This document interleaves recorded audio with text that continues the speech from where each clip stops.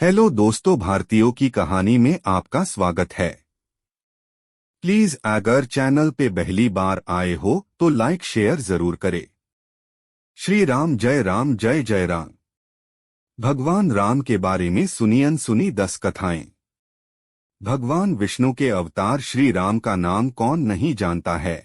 रामायण महाकाव्य के रचिता महर्षि वाल्मीकि ने अपने ग्रंथ में लिखा है कि भगवान श्री राम में वैदिक सनातन धर्म की आत्मा कहे जाने वाले सभी गुण विद्यमान है। भगवान राम को पुरुषों में सबसे उत्तम पुरुष अर्थात मर्यादा पुरुषोत्तम भी कहा जाता है। आइए जानते हैं भगवान राम से जुड़े कुछ रोचक तथ्यों के बारे में। भगवान श्री राम का जीवन परिचय। त्रेतायुग में जन्मे भगवान श्री राम अयोध्या के महाराज दशरथ के सबसे बड़े पुत्र थे। लक्ष्मण, भरत, शत्रुघ्न राम के भाई थे। भगवान राम की मां कौशल्या थी और शेष सुमित्रा और कैकेयी के पुत्र थे। भगवान राम का विवाह मिथिला नरेश राजा जनक की पुत्री सीता के साथ हुआ था।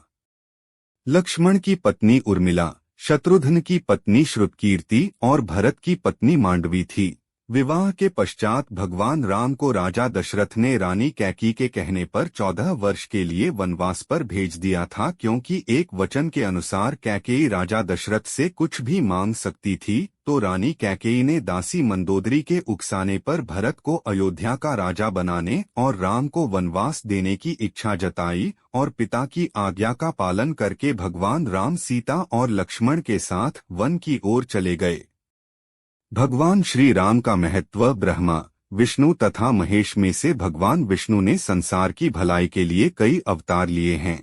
भगवान विष्णु द्वारा कुल 10 अवतार लिए गए, जिसमें से भगवान राम 7वें अवतार माने जाते हैं और यह अवतार भगवान विष्णु के सभी अवतारों में से सबसे ज्यादा पूजनीय माना जाता है। भगवान श्री राम के बारे में महर्षि वाल्मीकि द्वारा अनेक कथाएं लिखी गई हैं। वाल्मीकि के अलावा प्रसिद्ध महाकवि तुलसीदास ने भी श्री राम के महत्व को लोगों को समझाया है। भगवान राम ने कई ऐसे महान कार्य किए हैं जिसने हिंदू धर्म को एक गौरवमयी इतिहास प्रदान किया है। भगवान विष्णु ने राम बनकर असुरों का संहार करने के लिए पृथ्वी पर जन्म लिया।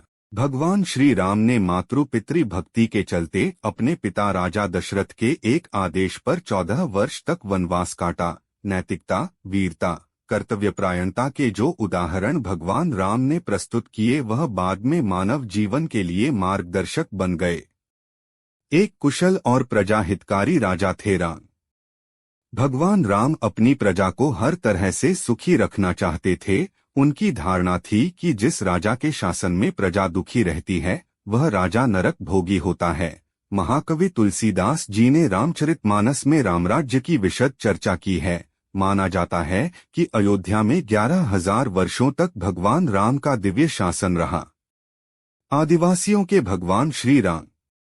वनवास के दौरान भगवान श्री राम ने देश के सभी आदिवासियों और दलितों को संगठित करने का कार्य किया और उनको जीवन जीने की शिक्षा दी। उन्होंने देश के सभी संतों और उनके आश्रमों को राक्षसों, दैत्यों के आतंक से बचाया था। अपने 14 वर्ष के वनवास के दौरान भगवान राम ने भारत की सभी जातियों और संप्रदायों को एक सूत्र में बांधने का कार्य किया।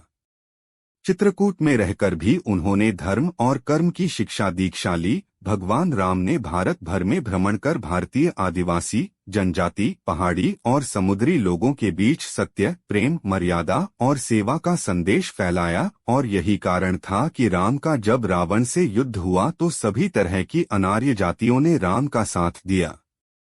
भगवान राम की वापसी। भगवान श्री राम कहते हैं कि पृथ्वी लोक एक ऐसा लोक है जहां जो भी आता है उसे एक दिन वापस लौटना ही होता है।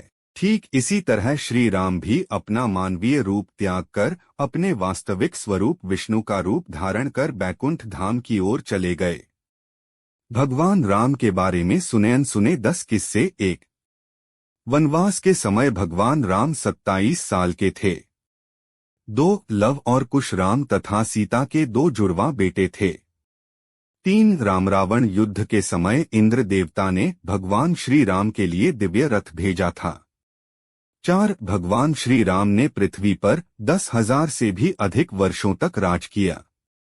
5 भगवान राम का जन्म चैत्र नवमी में हुआ था, जिसको भारतवर्ष में रामनवमी के रूप में मनाया जाता है।